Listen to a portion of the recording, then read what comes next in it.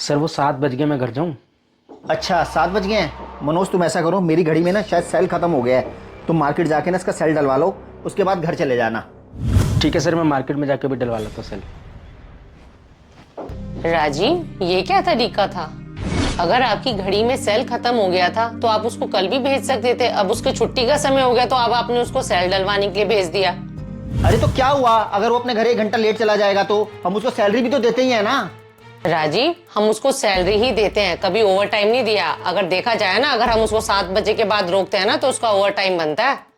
क्या डॉली, 7 बजे के बाद ओवर टाइम बनता है? डॉली तुम कैसी बात कर रही हो? इन घर में काम करने वाले ड्राइवरों का ना कोई ओवर टाइम नहीं होता है। इनको तो सैलरी टाइम पे मिल जाए ना, बस इनके लिए उतना ही बहुत होता है। राजीव, मैं तो बस आपको इतना ही कहूंगी, किसी की मजबूरी का ना नाजायज फायदा नहीं उठाना चाहिए।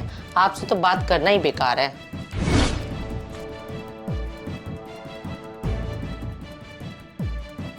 हाँ मनोज बोलो, क्या बात है? सर वो गाड़ी साफ कर दिए, जब चलना हो तो बता देना। ठीक है मनोज, कहीं चलना होगा मैं तुम्हें बता दूंगा। और अब तुम खाली हो ना, तो ये जितने भी पौधे लगे हैं ना, इनमें अच्छे से पानी दे दो और इनकी ना छटाई कर देना। ठीक है सर।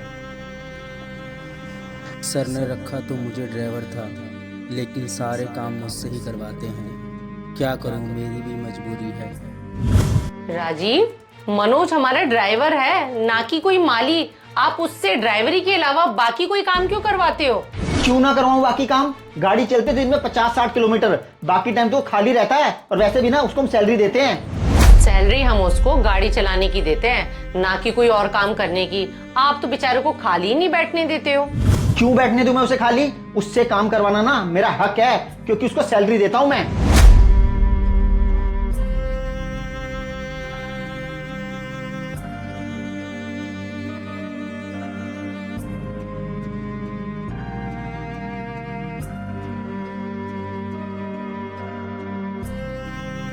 डॉली देखो, दोनों कॉन्टैक्ट नंबर आ गए, ईमेल आईडी आ गई है। आप सब डिटेल्स चेक कर लो। अच्छा लग रहा है। हाँ मनोज। सर वो आपने बुलाया था?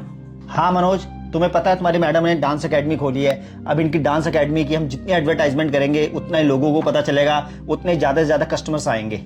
हाँ सर, आज की डेट में एडवर्टाइजमेंट करना बहुत ज़रूरी है।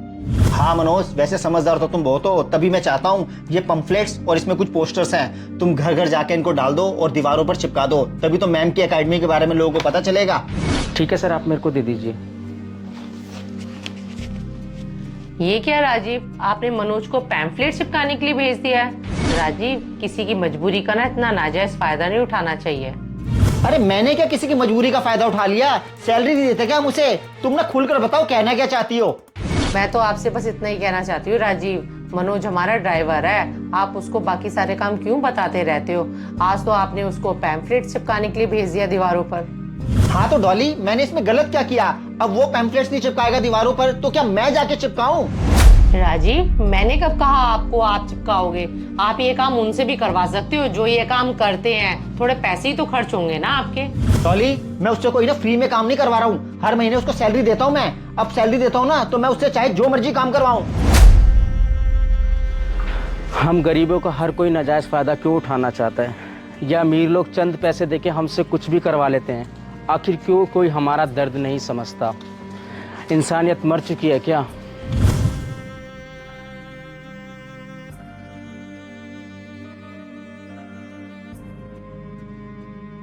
बस सर, मैं और नहीं कर सकता। आप प्लीज कोई एक्सपीरियंस मैकेनिकल इंजीनियर हायर कर लो सर। ठीक है सर। क्या हुआ राजीव, इतना परेशान क्यों लग रहे हो? अरे डॉली, मेरी कंपनी में जो काम मेरा नहीं है ना, वो काम मुझे करना पड़ रहा है। क्या मतलब राजीव, जो आपका काम नहीं है वो आपको करना पड़ रहा है? डॉली, मैं इस कंपनी में सीनियर मैकेनिकल इंजीनियर हूँ और मेरा काम ना रिसर्च और डेवलपमेंट का है, ना कि क्लाइंट की साइट पर जाकर इंस्पेक्शन का।